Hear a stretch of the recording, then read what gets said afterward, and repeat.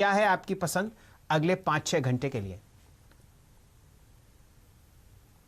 देखिए, नया खिलाड़ी वो खिलाड़ी होता है जो हम टीम में शामिल करते हैं इस वक्त, और ये वो स्टॉक हो सकता है जो आज इंट्राडे के दौरान बढ़िया प्रदर्शन दिखाए। तो 10-10 स्टॉक्स तो हम सुबह सुबह आपको स्टॉक 2020 में बताते हैं, लेकिन एक एक नया स्टॉक, कई लोग कहते हैं कि जी ये गैप अप हो गया या गैप डाउन हो गया, तो अब कौन सा स्टॉक चुना जाए।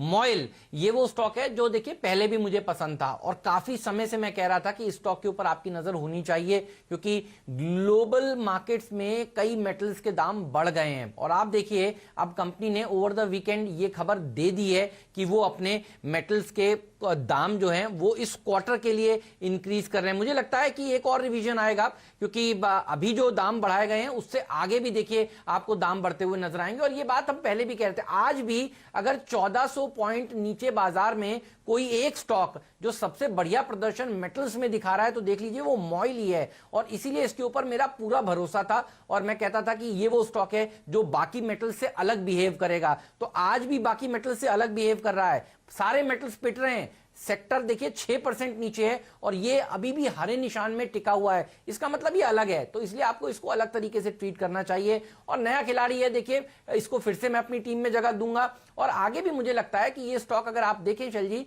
तो पिछले 6 महीने में किस तरह से बिहेव कर रहा है, तो बाकी मेटल्स की तरह बिहेव नहीं कर रहा है। माइनिंग स्टॉक है ये, तो मेटल स्टॉक है नहीं, लोग इसे मेटल स्टॉक मान लेते हैं, लेकिन ये माइनिंग कंपनी है। और लॉकडाउन के समय भी माइंस को इन्होंने देखिए खोलने का काम किया और अब माइनिंग एक्टिविटी और बढ़ती हुई नजर आएगी। तो आज सिगरेट कंपनियां भाग रही हैं, शराब की कंपनियां भाग रही हैं, और मुझे लगता है माइनिंग एक्टिविटी भी जिस तरह से, क्योंकि देखिए बढ़ेगी, ये वो स्टॉक है जो बढ़िया प्रदर्शन दिखाएगा।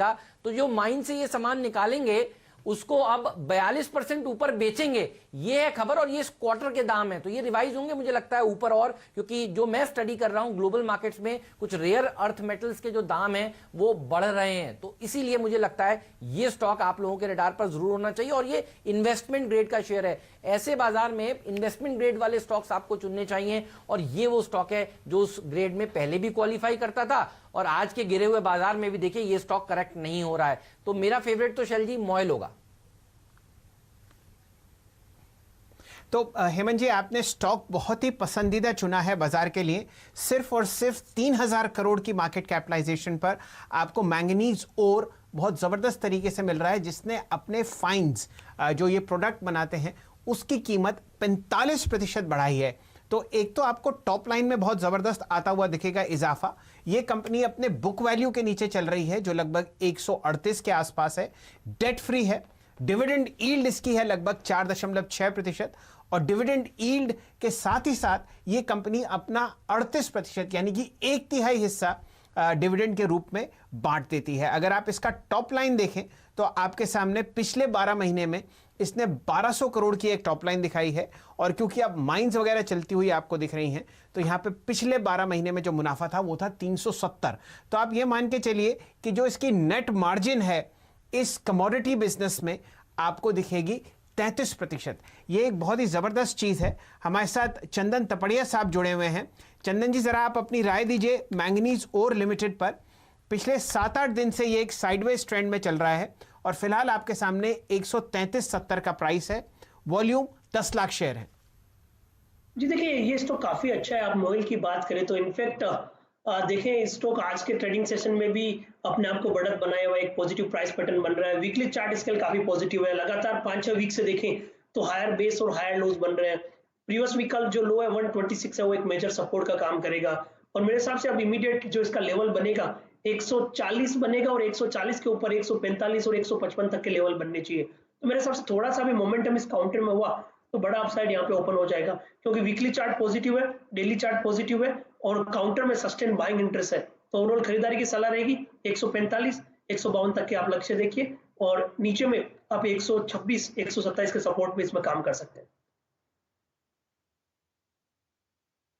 इंटरेस्टिंग बात हेमंत जी और प्रदीप जी, मैं आपको बताना चाहता हूं कि स्टॉक अपने 200 डीएमए के ऊपर बहुत अच्छी तरीके से कंसोलिडेट कर रहा है। पिछले 4-5 दिन से लड़ाई इसी लाइन पर है, और क्योंकि अब ये इसके ऊपर आपको आता हुआ दिख रहा है और इनकी मिल्स खुलती हुई दिख रही हैं, माइंस खुलती हुई दिख रही हैं, तो शायद ये आपको स्टॉक इस लेवल के ऊपर बहुत अच्छी तरीके से कंसोलिडेट करता हुआ दिखे।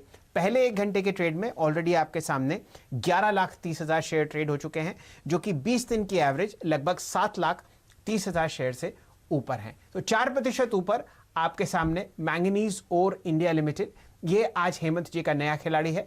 बहुत ही फंडामेंटली स्ट्रांग कंपनी है, और जिस हिसाब से आप अप ट्रेंड देख रहे हैं स्टॉक में और इसके टेलविंड में, तो शायद आपको एक अच्छा मुनाफा आता हुआ दिखे। नीरज जी भी हमारे साथ जुड़े हुए, स्वागत है आपका वाजपेयी साहब। बताइए आपके पिटारे में आज क्या है नए खिलाड़ी के नाम पर? शैली, मेरे पिटारे में एक स्टॉक है जो थोड़ा लेसर नोन है, लेकिन जो क्रूड ऑयल गिरा है उसकी वजह से उसको बड़ा फ़ायदा हो रहा है, और प्लास्टिक के सेगमेंट में बेसिकली वो काम करते हैं। मैं बात कर रहा हूँ किंगफा साइंस एंड टेक्नोलॉजीज़ की। ये एक मल्टीनेशनल कंपनी है जो भारत में कामकाज कर रही है।